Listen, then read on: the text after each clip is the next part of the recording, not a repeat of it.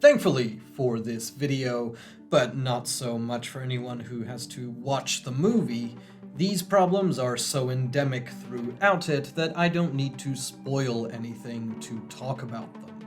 So if you don't want to hear about any of the reveals or twists, then you have absolutely nothing to worry about. The first big problem with Tenet is a criticism that won't be unfamiliar to Christopher Nolan's movies. It is packed with exposition, and that exposition is often delivered in dialogue scenes that seem almost designed to be hard to follow. Now, I will say that though this criticism has been somewhat valid for past Nolan movies, it's never really taken me out of the experience. That is, until Tenet. It is really, really bad here. This is not a film scholars channel by any means, and I'll be honest, I never thought I'd even utter the phrase sound mixing in a video. But I guess it's one of those things that you don't notice until it's really fucking terrible. And honestly, the whole time I was watching Tenet, I was praying to any and all possible gods that some blessed being would end my torment and turn on some goddamn subtitles. Nolan's sound mixing had already been criticized in the past, especially with Interstellar, where Hans Zimmer's score drowned out what the characters were saying. But it is so much worse here. There are scenes in Tenet that take place on boats, or in war zones, or in crowded places. In all of those, trying to hear what the characters are even saying is an oral battle. Nolan is on the record as saying specifically that he does not care about this, as he either wants to make the audience feel like they're really there, in the case of background noise, or wrap them up in the emotion of the scene in the case of a very loud score. And, sure, I guess. Let's try it. How's that feel? You feel like you're here? Cleaning this room with me? Sounds good!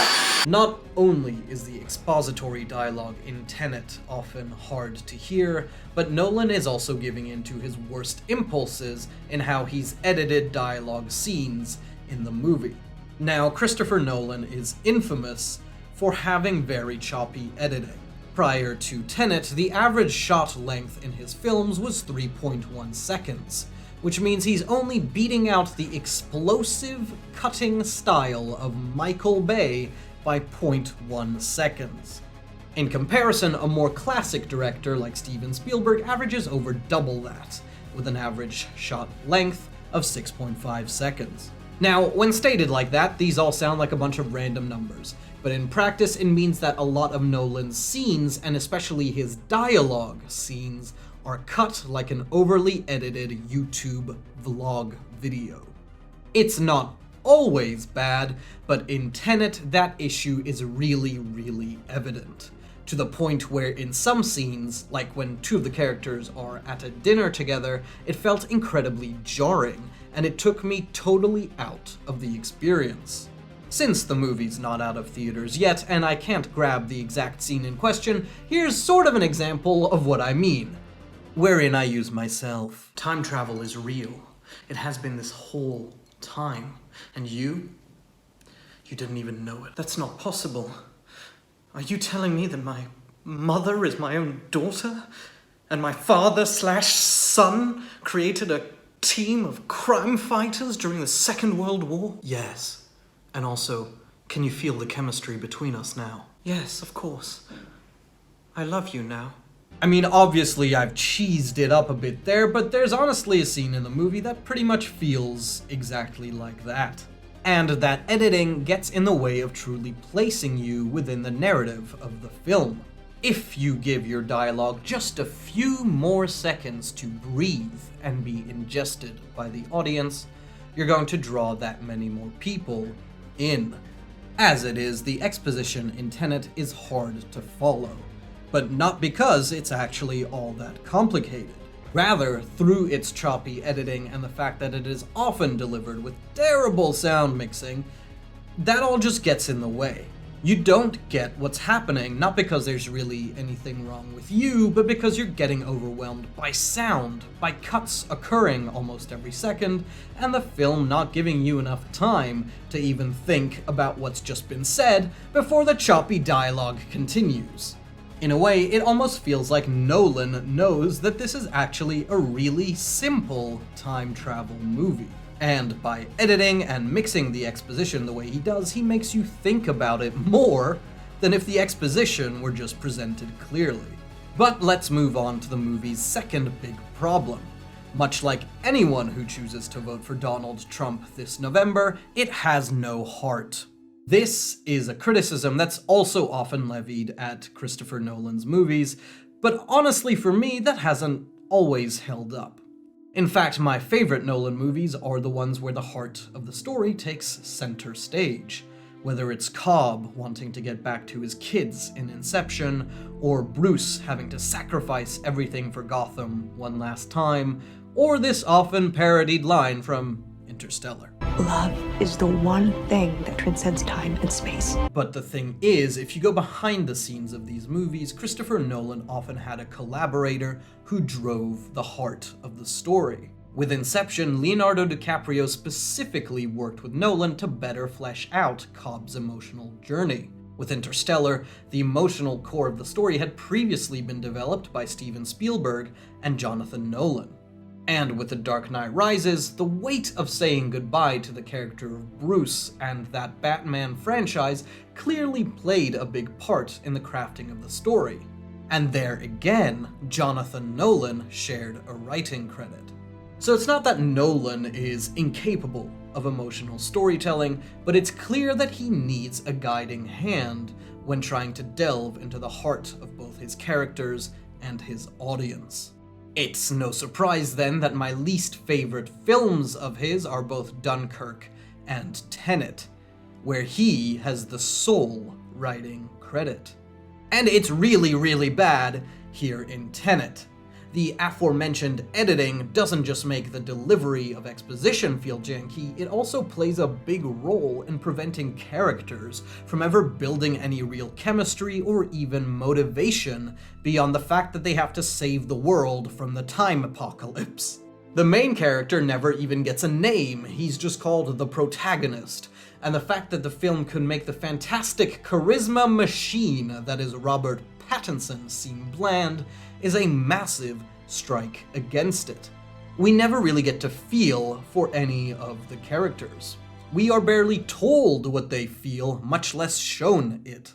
Characters are never given proper scenes to either express growing connections between each other, or even just to discuss their motivations and what it is that drives them. They just deliver their choppy exposition and then move on to an action sequence. So when the movie is heading towards its final climax, it is really hard to care. Whether the characters live or die, whether the cold gray world of the movie is saved, and whether the previous 2 hours of film even mattered. It is actually remarkable how little I cared. And the thing is, with recent Netflix movies like Extraction and The Old Guard, that are simple but competently made action movies, Tenet feels like it's lagging behind even those. At least in Extraction, we understand the loss motivating Chris Hemsworth's journey through the film. And in The Old Guard, we get a colorful cast of characters who each have interesting personalities and who we come to care about. Tenet has none of this. It just feels empty. Like you've cracked open a can of your favorite soda, but when you bring it to your lips, there's nothing inside but air. There's a pop, there's a fizzle, but there is none of the satisfaction. And honestly, that really sucks. I do not like not liking things. I used to love every single movie Christopher Nolan put out.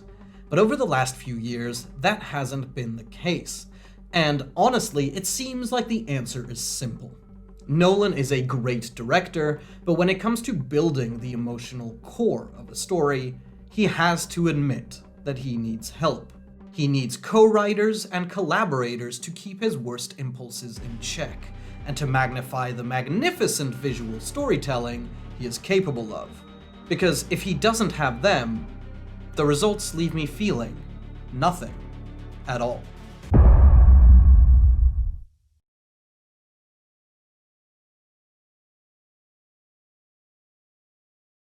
Hey guys, thanks for watching this super positive video. No funny little bit at the end of this one. As some of you may have noticed, the view counts on my most recent videos have been which is probably due to, YouTube algorithms or whatever. But if you do want to help me out, there are two things you can do that would really help. The first, obviously, is to subscribe, but make sure as well that you select the little bell down there that will notify you every time I post a new video, as apparently that hasn't been happening. The second way, and probably more helpful for me because a lot of my videos get demonetized or copyright claimed by companies that don't understand what fair use is. But you can join the growing family of patrons on Patreon. There's a $1 tier and a $5 tier, and both of them get the same thing. I don't think people who can afford to spend more money should be rewarded for being wealthy. Congratulations, you've already won. What you do get as of this video is that I will post the videos on Patreon 24 hours early. So if you want to see the video before anyone else, exclusive access, that's the place to do it. But either way, make sure to smash that like button. No, just thanks for being here. You don't have to smash the like button. Smash the dislike button. Fuck me. Anyway, thanks for watching this video. Have a great day.